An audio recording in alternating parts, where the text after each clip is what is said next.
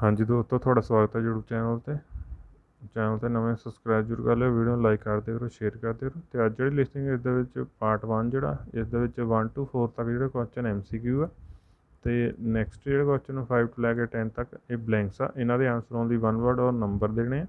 ਤੇ ਪਾਰਟ 2 ਜਿਹੜਾ ਇਸ ਦੇ ਵਿੱਚ 11 ਤੋਂ ਲੈ ਕੇ 14 ਤੱਕ ਜਿਹੜੇ ਕੁਐਸਚਨ ਆ ਇਹ ਲਾਈਕ ਬਲੈਂਕਸ ਆ ਤੇ ਆਪਸ਼ਨ ਦਿੱਤੀਆਂ A ਤੋਂ ਲੈ ਕੇ F ਤੱਕ, ਇਹਨਾਂ ਵਿੱਚੋਂ ਚੂਜ਼ ਕਰਕੇ ਫਿਲ ਕਰਨੇ। ਨੈਕਸਟ 15 ਤੋਂ ਲੈ ਕੇ 20 ਤੱਕ ਕੁਐਸਚਨਸ ਆ, ਇਹਨਾਂ ਦੇ ਆਨਸਰ ਦੇਣੇ ਓਨਲੀ 3 ਵਰਡ ਔਰ ਇਹ number.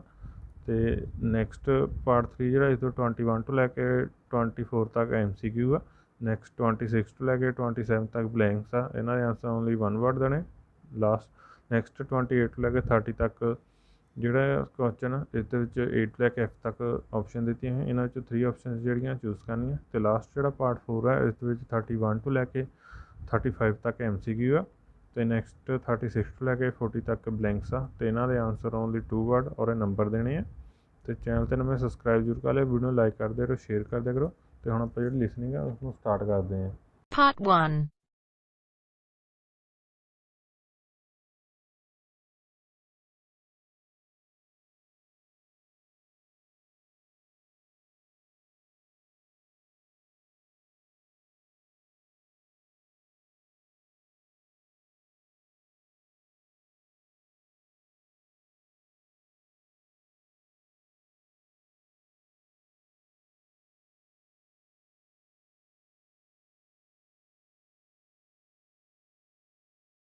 Community college classes. You will hear a receptionist and a teacher talking about classes at a community college. Before you listen again, you have 30 seconds to read questions 1 to 4.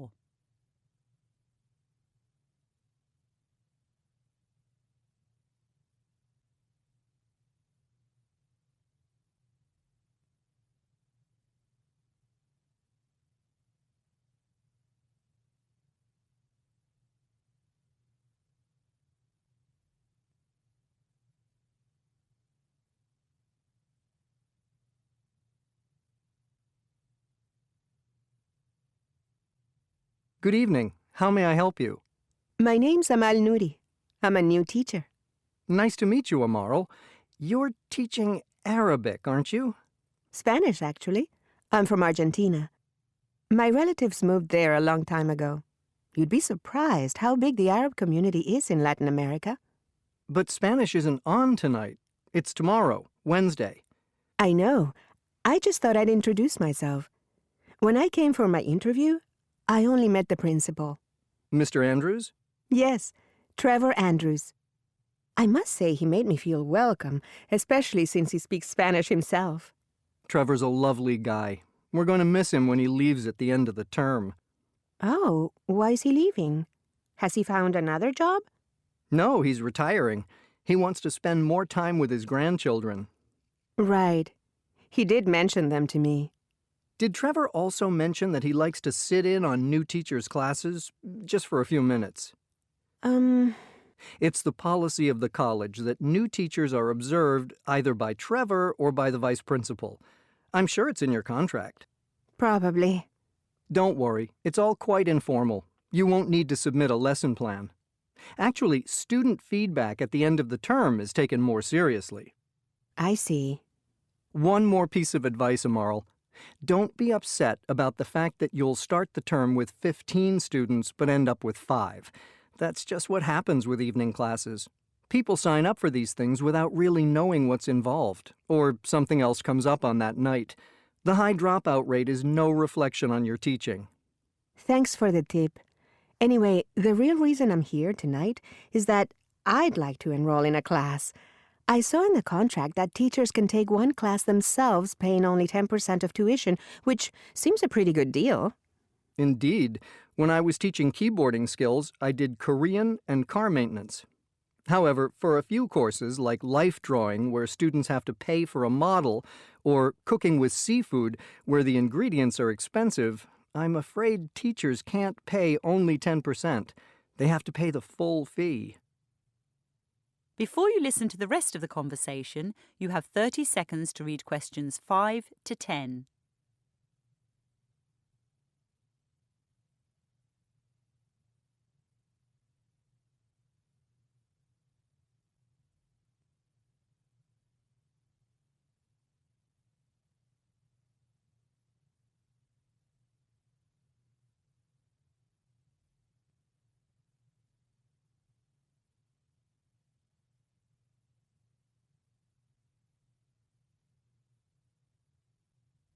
So, Amaral, what would you like to do?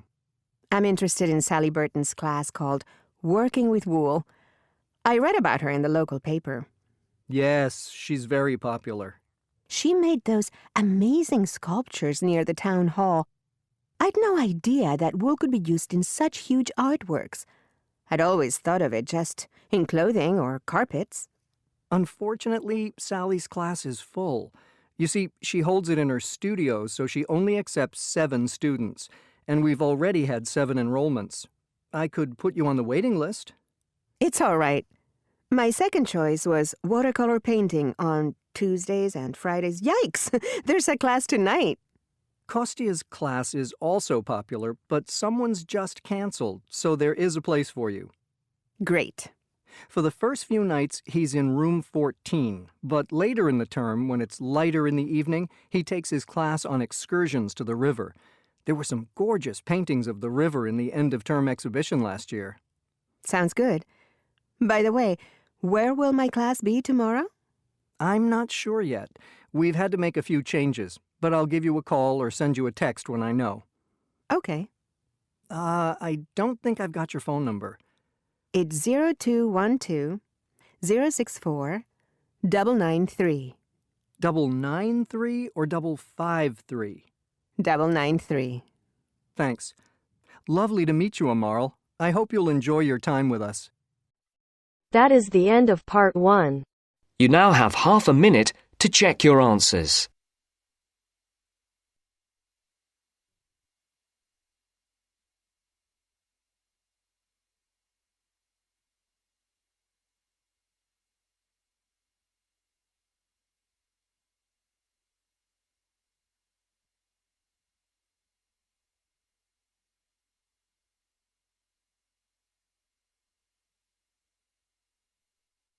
Now turns to part 2. Part 2. Voluntary guiding. You will hear a woman talking to voluntary guides at an art gallery. Before you listen, you have 30 seconds to read questions 11 to 14.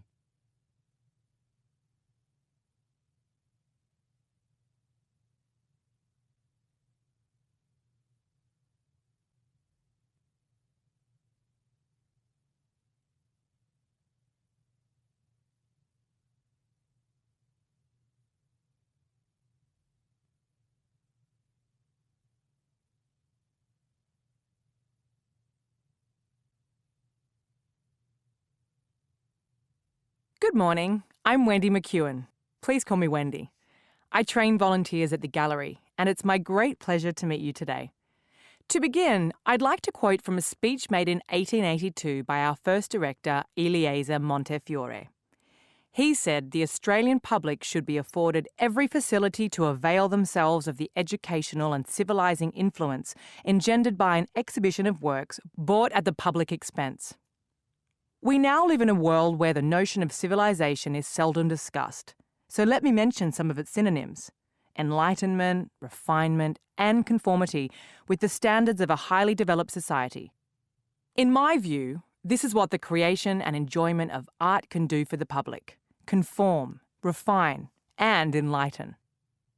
The idea of civilization may be unfashionable, but an interest in different civilizations has certainly grown. Australian art is well represented in our collection.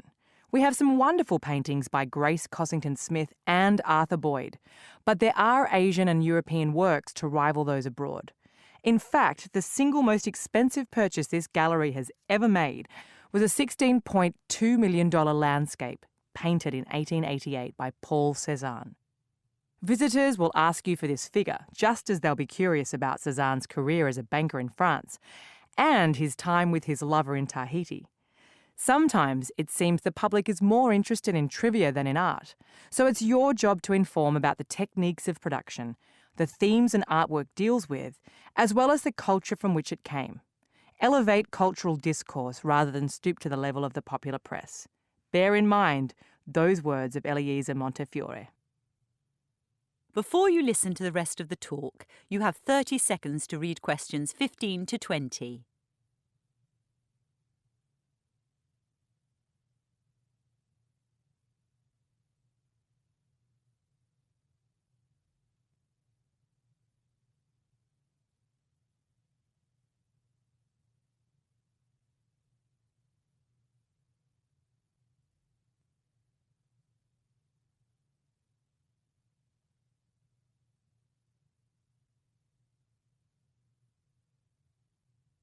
While guides are diverse, guiding is systematic.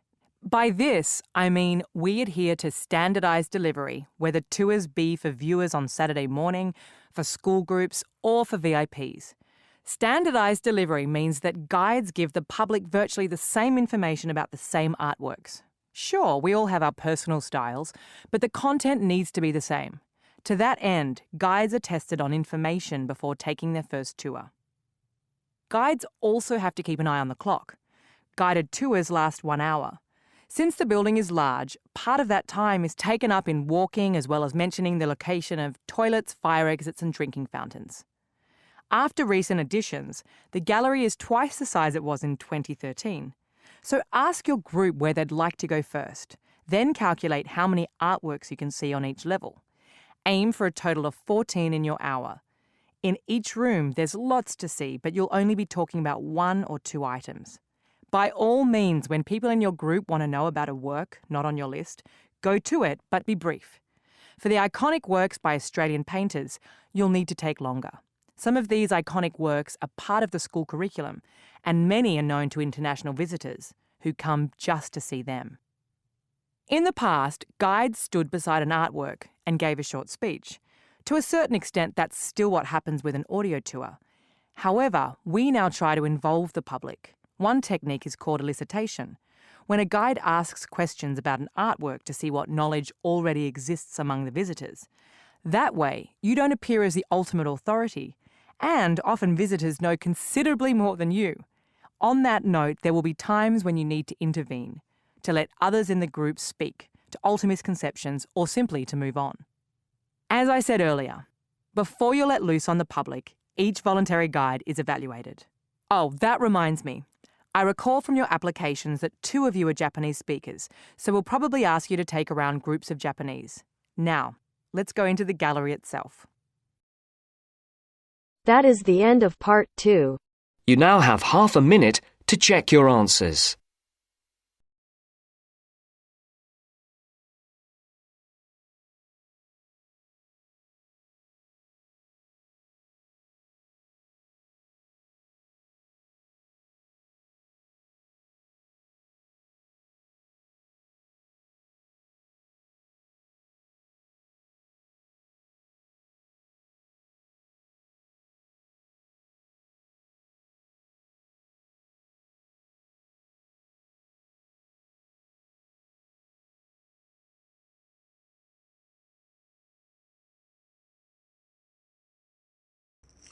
Part 2 ਜਿਹੜਾ ਖਤਮ ਹੋ ਚੁੱਕਾ, part 3 start ਹੋ ਚੁੱਕਾ। ਇਹਦੇ ਵਿੱਚ 21 ਤੋਂ ਲੈ ਕੇ 24 ਤੱਕ MCQ ਆ, ਨੈਕਸਟ 25 ਤੋਂ ਲੈ ਕੇ 26 ਤੱਕ ਬਲੈਂਕਸ ਆ। ਇਹਨਾਂ ਦੇ ਆਂਸਰ ਲਈ 1 ਵਰਡ ਦੇ ਨੇ। 28 ਤੋਂ ਲੈ ਕੇ 30 ਤੱਕ 3 ਆਪਸ਼ਨ ਚੂਜ਼ ਕਰਨੀ, 8 ਤੋਂ ਲੈ ਕੇ F ਤੱਕ ਆਪਸ਼ਨ ਦਿੱਤੀਆਂ ਹੋਈਆਂ। ਅਤੇ ਸਾਰੇ ਕੁਐਸਚਨ ਚੰਗੀ ਤਰ੍ਹਾਂ ਰੀਡ ਕਰ ਲਓ। ਆਪਾਂ ਪਾਰਟ 3 ਦਾ ਸਟਾਰਟ ਕਰਦੇ ਹਾਂ।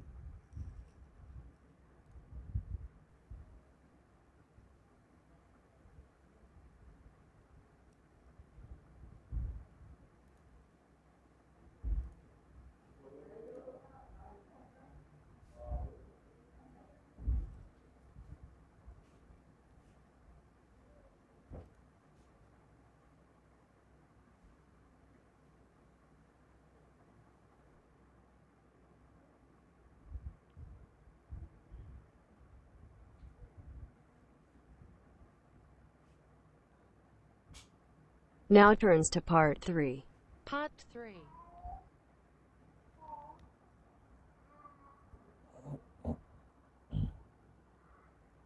Preparing for a scholarship interview. You will hear a woman who is going to be interviewed for a scholarship talking to a man who previously received one. Before you listen, you have 30 seconds to read questions 21 to 27.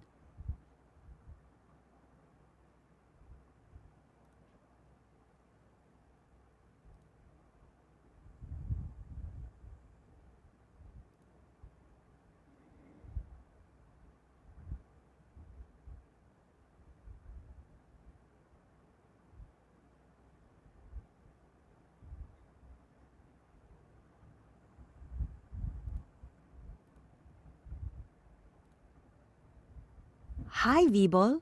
Thanks for coming. No problem, Sophie. I hope I can help. When's the interview?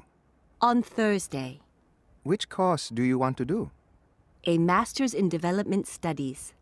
Whereabouts? In Australia. Melbourne, actually. Well, Melbourne's a great place. I visited in my semester break. But you studied in Adelaide, didn't you? Yeah, Why Adelaide? I heard before I applied for the scholarship that most applicants want to go to Sydney or Melbourne. So by choosing Adelaide, I thought I'd have a better chance. Do you think I should go to Adelaide? Or not do development studies?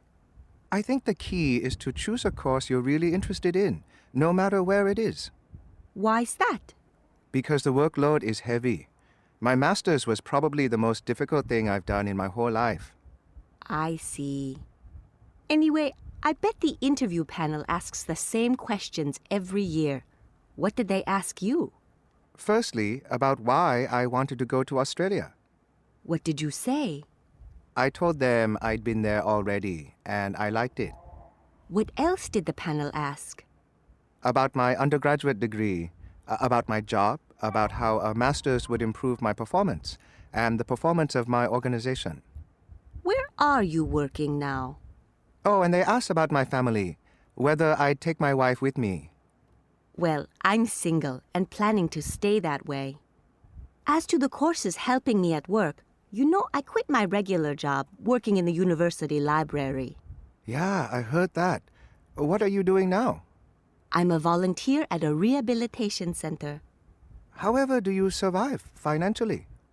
I teach English at night and I live cheaply. Good for you. You could say an MA would improve your prospects of finding permanent work. I wonder what the interview panel will think about my undergraduate degree. It's in Russian and history.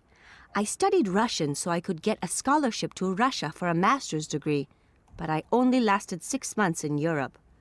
If I were you, I wouldn't mention you already have an incomplete master's. I'd focus on the work you're doing now.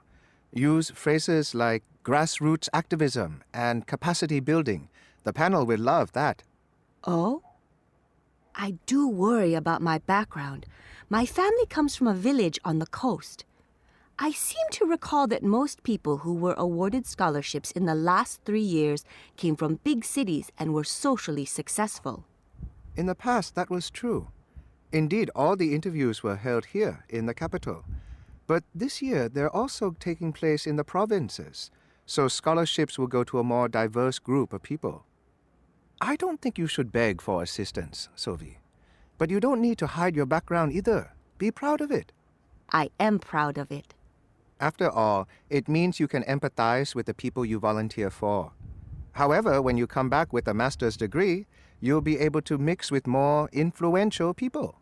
I mean politically influential. I'd emphasize that if I were you. I'm not sure the selectors will want to know about my politics, but they may want to see that I'm passionate about development. Before you listen to the rest of the conversation, you have 30 seconds to read questions 28 to 30.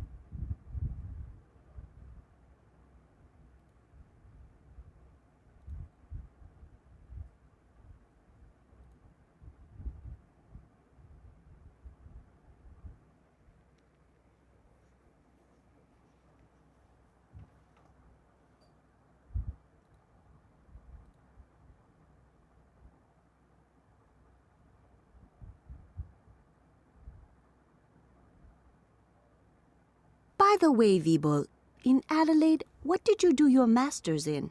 Taxation law. And what are you doing now? I set up a restaurant. A restaurant? With a master's in taxation law? Taxation is a nightmare here. To be honest, Sophie, I just want an easy...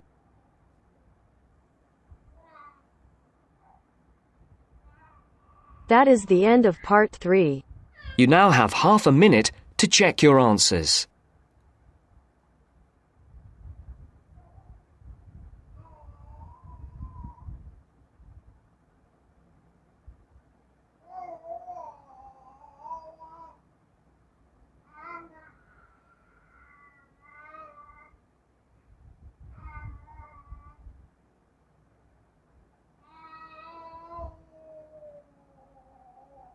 Now turns to Part 4. Part 4.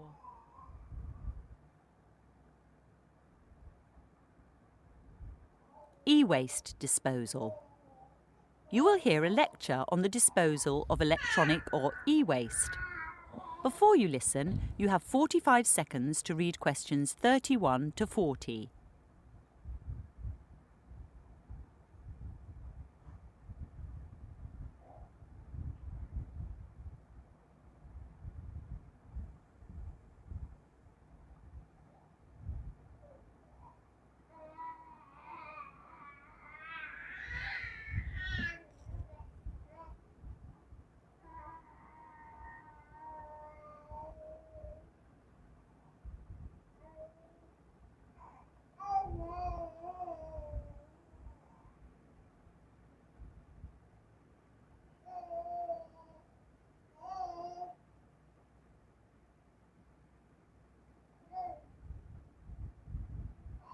Normally in this class, we design and evaluate apps, and we'll get back to that tomorrow. This afternoon, I'd like to raise your awareness about the issue of electronic waste disposal. As some of you know, I've got twin daughters who turn 13 on Tuesday. Like many children their age, they're totally in love with electronic devices. My husband gave his old smartphone to one of them, and I was forced to give my newish phone to the other. That was 2 years ago. Now they're both demanding brand new smartphones of their own. As an anxious parent, I would have given in to this demand had I not just read an article about e-waste. Let me add that I read part of it on my tablet at home, the rest on my desktop computer at work, and afterwards I counted how many electronic items my family and I have at home, at school, and at work. And we've got 24. Yup. 24. An average American family, no doubt. Anyway, I finally agreed to birthday phones for my girls on condition that my husband and I shed some of our own devices as responsibly as we could. In the past, we've just put them out in the garbage as though they were banana peel or broken plates. This time, I decided to take 2 laptops and my girls' phones to a recycler accredited by the Environmental Protection Agency, or EPA. I found an interactive map on the EPA website showing companies that sign up to recycling schemes called e-stewards and responsible recycling practices. It's easy enough to drop stuff off at these companies and receive cash in return. I do regret to say that in the U.S., the cash return is tiny because there are currently insufficient volumes of electronic trash for these companies to turn into treasure. Since I'd like to encourage this recycling practice among my students and colleagues, there's a web link on my Facebook page. Frankly, I don't think Americans recycle enough. Yet, even with these companies that have popped up recently, there's still a huge problem. I mean, the collection of the e-waste is fine, but who knows how it's processed? The EPA believes that only 20% is actually recycled, and the rest is incinerated or put in landfill. The auditing of this process has yet to begin. The majority of local e-waste, around 8 million metric tons a year, is sent off abroad, mostly to Asia or Africa, where health and safety regulations scarcely exist.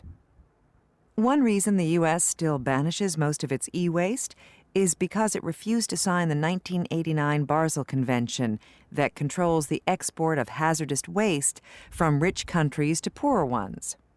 Needless to say, it wasn't the only rich country to spurn the convention. Neither Canada nor Japan consented to a 1995 amendment banning such trade completely. However, European signatories to the Basel Convention may not, in reality, behave any better.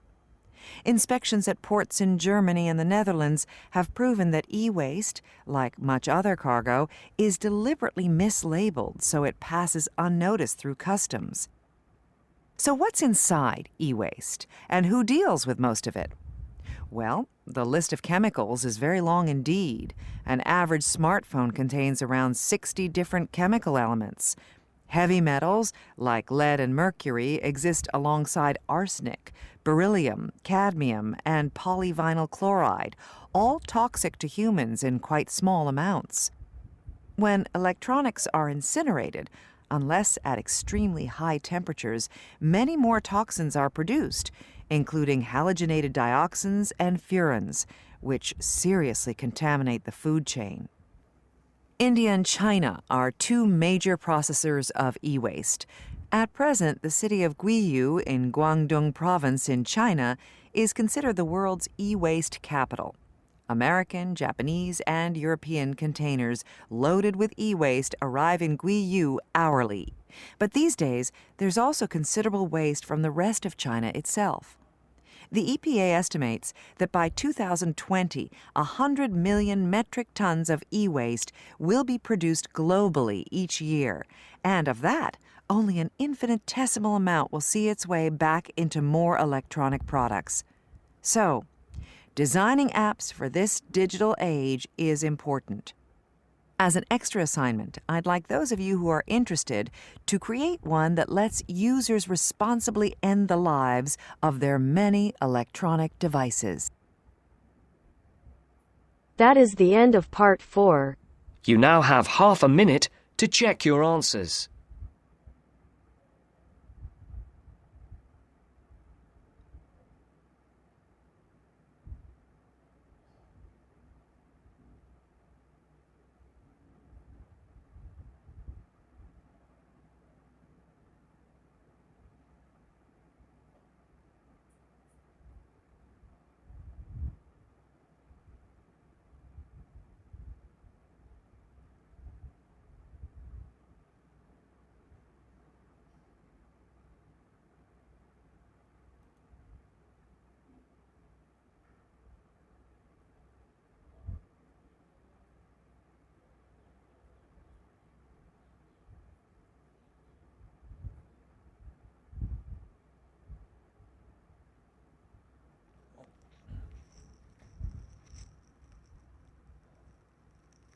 Part 4 ਜਿਹੜਾ ਖਤਮ ਹੋ ਚੁੱਕਾ ਤੇ ਹੁਣ ਆਪਾਂ answer ਦੇਖਦੇ ਹਾਂ। First C, next A, next B, next C, next wool, next 7, next Thursday, next river, next exhibition, next 0212064993, next E, next A, next C, next F, next standardized delivery, next 1 hour, next 14, next iconic works, next to alter misconception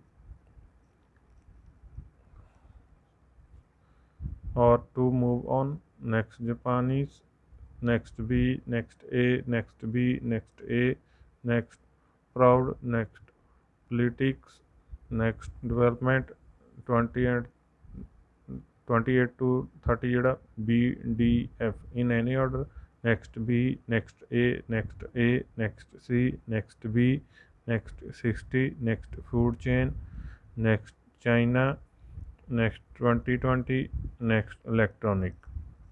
Thank you for watching.